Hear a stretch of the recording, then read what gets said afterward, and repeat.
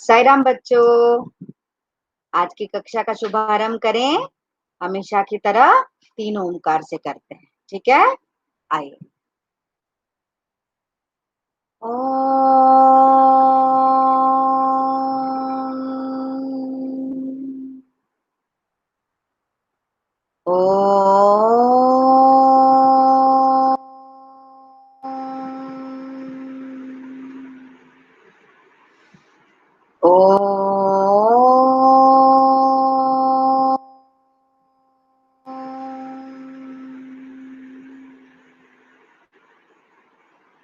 साई राम बच्चों, जैसा कि हमें पता है कि हम पाठ 7 टिप टिप वा पढ़ रहे हैं।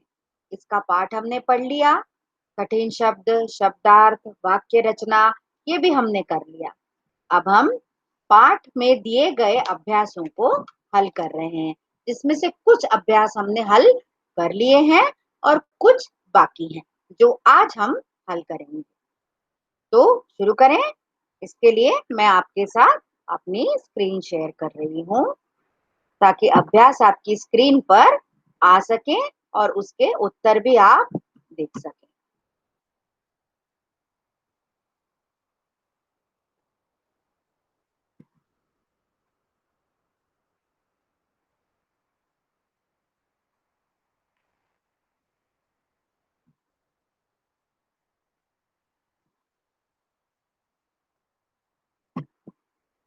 ये देखिए, आज का पहला अभ्यास है, कौन है टिप टिपवा। हाँ बचवा, न शेरवा के डर, न बघवा के डर, डर त डर, टिप टिपवा के डर। बच्चों, आपको याद है ये किसने कहा था? हाँ, ये दादी ने कहा था। किससे कहा था? अपने पोते से कहा था। तो ये कहाँ की बोली थी? मैंने आपको बताया था ना। हाँ, ये उत्तर प्रदेश की बोली थी, है ना? लोक भाषा, जिसे हम बोली भी कहते हैं, ये वो थी।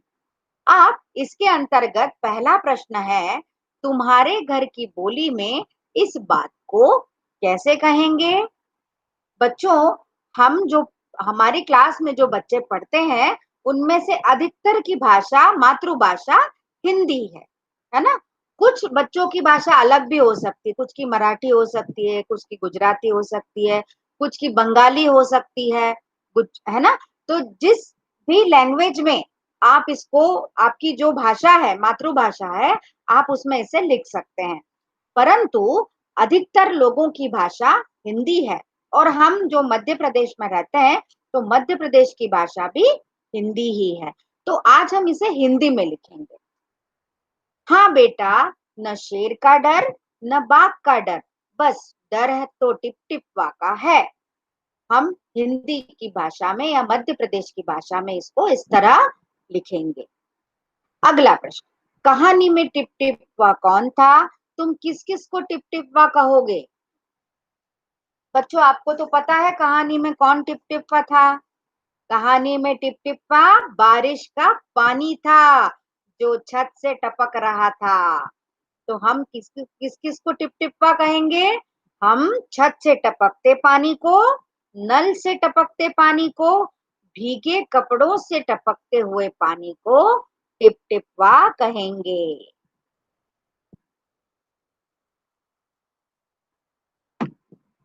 ठीक है, आपको समझ में आया? चलिए अगले अभ्यास की ओर बढ़ते हैं। अगला अभ्यास है बारिश। यह कहानी एक ऐसे दिन की है जब मूसलाधार बारिश हो रही थी। बच्चों, मूसलाधार बारिश का मतलब याद है ना? मैंने बताया था आपको, कंटिन्यूअसली तेज बारिश होना मूसलाधार बारिश हो कहते हैं। अगर मूसलाधार बारिश की बजाय बूंदाबांदी होती तो क्या होता? बूंदाबांदी मतलब बहुत धीरे धीरे। बारिश तो है, पर बहुत धीरे धीरे, केवल बूंदे बूंदे टपक रही हैं, तो उसे बूंदाबांदी कहते हैं। यदि उस रात बूंदाबांदी होती तो क्या होता? आइए देखते हैं। पहला, बुढ़िया छत से टपकते पानी से परेशान ना होती। अगर बूंदाबांदी होती तो छत पे पानी जमा नहीं होता, और छत पे पानी जमा नहीं होता तो छत से टपकता नहीं, और छत से पानी टपकता नहीं तो बुढ़िया परेशान नहीं होती, है ना। बुढ़िया और उसका पोता दोनों परेशान नहीं होते। धोबी अपना गधा आसानी से ढूंढ लेता। भाई बूंदाबांदी वाली बारिश जब होती है तो हम छाता लेकर घर के बाहर भी जा सकते हैं, हम गीले नहीं होंगे। पर जब मूसलाधार बारिश होती है तो उसमें छाता भी काम नहीं करता है ना। तो धोबी अपना गधा आराम से ढूंढ लेता। तीसरा, पंडित जी को घर में भरा पानी नहीं फेंकना पड़ता। वही जैसे छत पे पानी नहीं जमा होता तो पंडित जी के घर पे भी पानी नहीं जमा होता, है ना। और पंडित जी को पानी उलीच उलीच कर फेंकना नहीं पड़ता।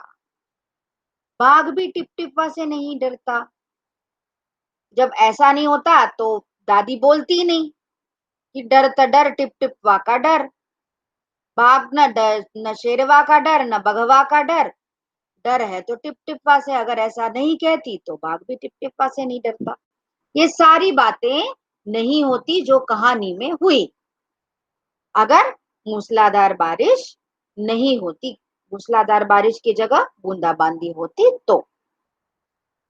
चलिए आगे देखते।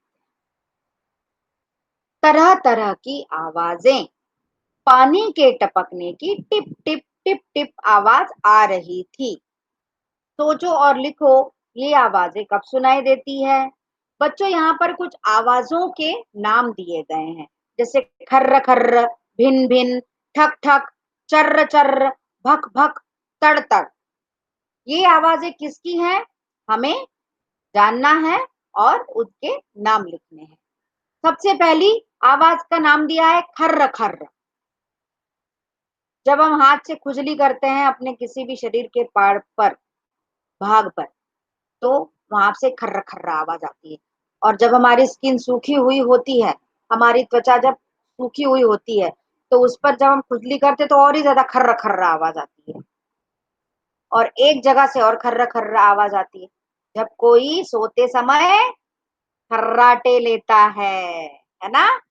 खर्राटों की खर्र खर्र आवाज आती है, फिर उस व्यक्ति की नाक पकड़नी पड़ती है हमें, है ना। तो खर्र खर्र आवाज दो चीजों की आती है, खुजली करने पर और खर्राटे लेने पर। अगला है भिन भिन। ये किसकी आवाज है, भिन भिन। हम अक्सर कहते हैं किसी चीज पर, अरे मक्खी मच्छर भिन भिना रहे हैं, है ना। मतलब ये किसकी आवाज है, मक्खी और मच्छर की भिन भिन आवाज होती है। अच्छा, ये भिन भिन आवाज काय की होती है आपको पता है, क्या वो मुंह से करते हैं आवाज, नहीं, ये उनके पंखों की आवाज होती है। वो जो उड़ते हैं ना, उड़ते हुए जब वो पंख हिलाते हैं तो वो जो पंखों की आवाज होती है, वो भिन्न ऐसे गुन ऐसे करके आवाज आती है, उसे हम कहते हैं भिन भिनाना। ठक ठक, दरवाजा या दीवार ठोकने पर। आप ठोक के देखिए जरा अपने आसपास की दीवार, देखना ठक ठक आवाज आएगी। या दरवाजा ठोक के देखिए, ठीक है, धीरे से आई आवाज। हाँ, अब इसके बाद है चर्र चर्र। कैसे आवाज आती, कब आवाज आती है ये, जब कपड़ा कोई फटता है। आपने महसूस किया है, देखा है कभी कपड़ा आपका किसी चीज में अटक गया हो और अगर वहां से आपने खींचा तो चर्र से फटता है वो, है ना। पर आप कपड़ा फाड़ के मत देखिएगा, या तो मम्मा डांटेगी। ठीक है, ठक ठक करके देख सकते हैं, ठक ठक से कोई दिक्कत नहीं है, पर कपड़ा फाड़ोगे तो नुकसान हो जाएगा, है ना। भक भक, हाँ ये तो बहुत अच्छे से जानते हैं आप रेलगाड़ी से गए हैं कभी एक शहर से दूसरे शहर। हाँ, तो आपने इंजन भी देखा होगा, और जो भाप वाला इंजन होता है ना, उसकी तो बहुत भक भक आवाज आती है। ठीक है, इंजन की आवाज भक भक आती है। अब है तड़तड़। तड़ तड़ तड़ तड़ तड़ तड़ तड़ तड़, कैसे आवाज आती, काय की आवाज आती है, जब बारिश में, ठंड में बारिश होती है तो ओले गिरते हैं, है ना। ओले गिरने पर तड़तड़ आवाज आती है। और जब हम पत्थर तोड़ते हैं तब भी तड़ तड़ आवाज आती है। और एक और क्या आवाज आती है, जब हम डाल से पेड़ से टहनी तोड़ते हैं तब भी तड़तड़ आवाज आती है। तो तड़तड़ आवाज काफी सारी चीजों की आती है। आपको समझ में आया? आवाजें कब सुनाई पड़ती हैं? ये अभ्यास हमने किया। अगला अभ्यास है खूंटा। खूंटा जानते हैं बच्चों क्या होता है?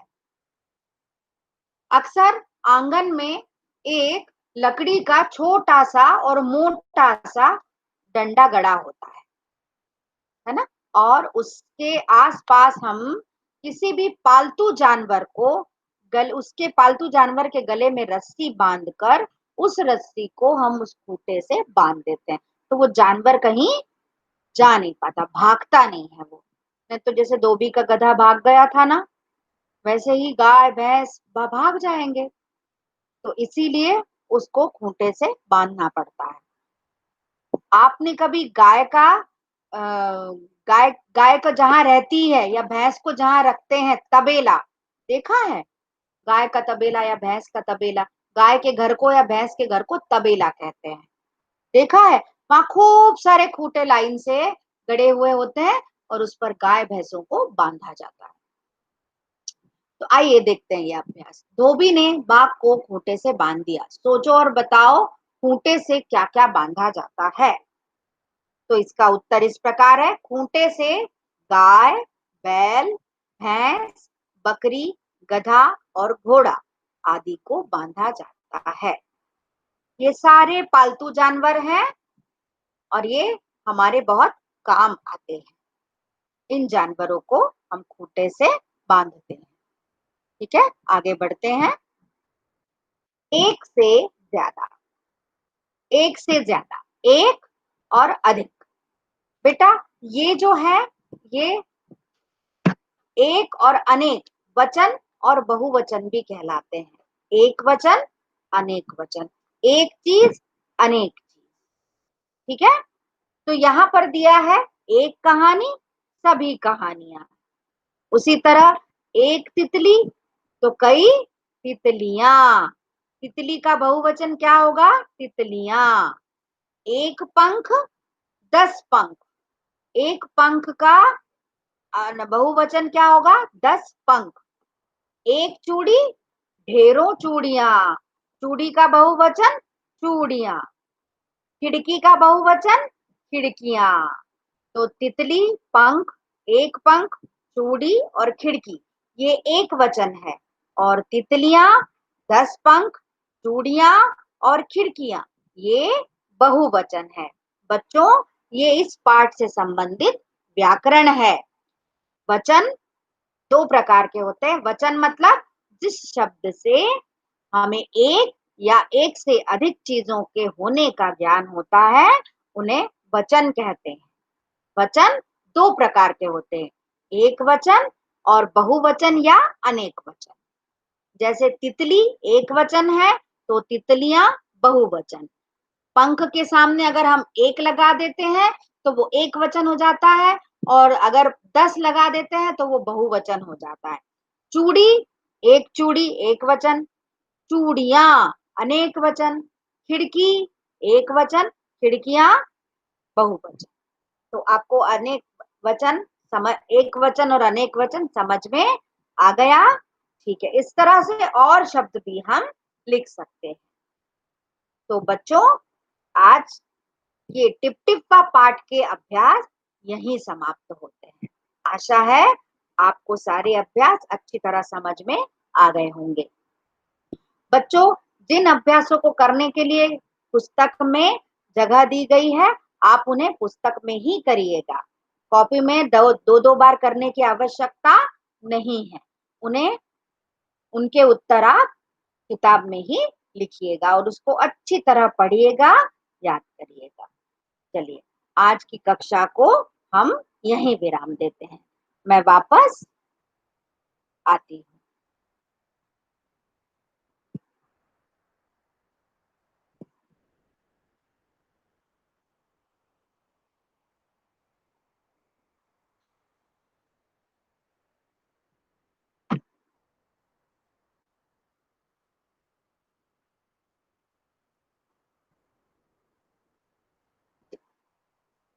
ठीक है बच्चों, आज की कक्षा में इतना ही। आशा है आप पाठ 7 कंप्लीट करके रखेंगे। ठीक है, और अगर आपको समझ में नहीं आता है कोई चीज तो इस कक्षा के वीडियो को आप दोबारा भी बार बार देख सकते हैं। कक्षा का समापन हम शांति पाठ से करते हैं। ओम